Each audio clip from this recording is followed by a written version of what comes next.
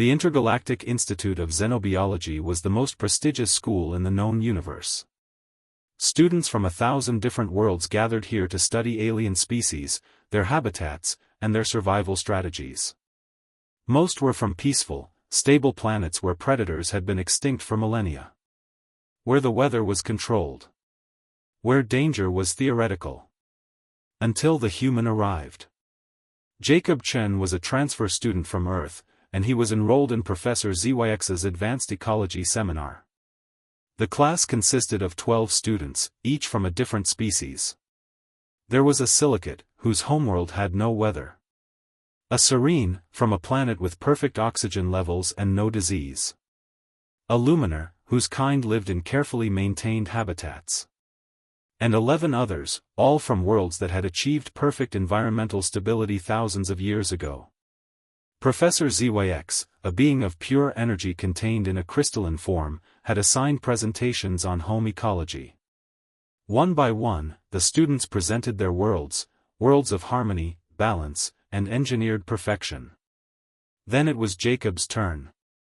He stood at the podium, a small human in a classroom of beings twice his size, and clicked on his presentation. The first image appeared, Earth. My planet, he began, is trying to kill me. The class fell silent.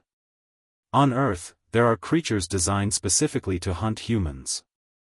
Predators with teeth and claws that evolved over millions of years to catch things exactly our size. We have parasites that live inside our bodies. We have diseases that can wipe out entire populations.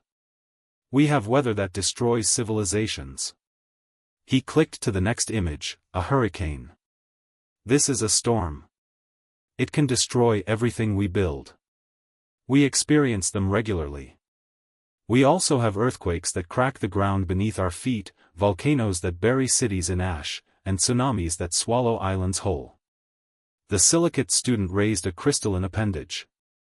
How do you survive? Jacob smiled. That's the interesting part.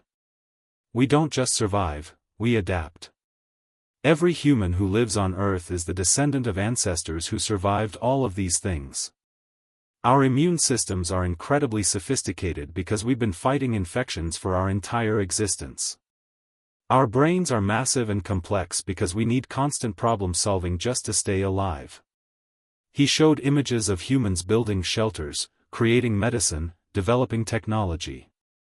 We learned to use fire while predators still hunted us. We learned agriculture while diseases decimated our populations. We learned medicine while earthquakes destroyed our cities. We didn't wait for perfect conditions, we created solutions while literally running from danger. The next image showed human art, music, and literature. But here's what amazes me about my species: despite all this suffering, we create. We create beauty. We create meaning. Humans who are starving write poetry. Humans facing death compose symphonies. We love fiercely, dream wildly, and hope desperately, not because our world is safe, but because it isn't. Jacob clicked to an image of humans helping each other. On Earth, when disaster strikes, strangers risk their lives to save each other. We have no hive mind. We have no collective consciousness.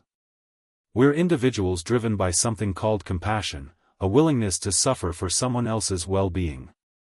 And we do this constantly, every single day, despite the fact that our world is literally dangerous enough to kill us at any moment. The serene student, who had grown up on a world with no suffering, looked confused. Why would you choose to help someone at risk to yourself? We don't choose, Jacob explained. It's just who we are. Evolution shaped us to be cooperative, empathetic, and resilient.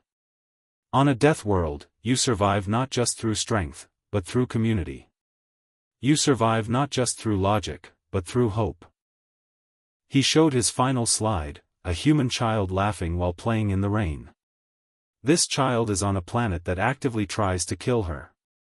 She could get sick from the rain. There could be predators nearby. The weather could turn dangerous. And yet, she's laughing. She's finding joy. She's living fully despite the danger. That's what I learned growing up on a death world. Danger doesn't diminish life, it magnifies it. Every moment matters because it could be taken away. Every connection is precious because survival depends on it. Every achievement is miraculous because you had to overcome impossible odds just to exist. The classroom was completely silent. Even Professor ZYX's energy seemed to dim with contemplation. Finally, the silicate spoke. You're saying that your species became what you are because your world is lethal? Exactly, Jacob nodded. We're not strong despite our planet. We're strong because of it. Earth didn't just give us survival instincts, it gave us resilience, creativity, compassion, and the ability to find meaning and beauty in the midst of chaos. Professor ZYX glowed softly. Class, I think we need to add a new definition to our studies. A Deathworlder isn't just someone who survives in a hostile environment.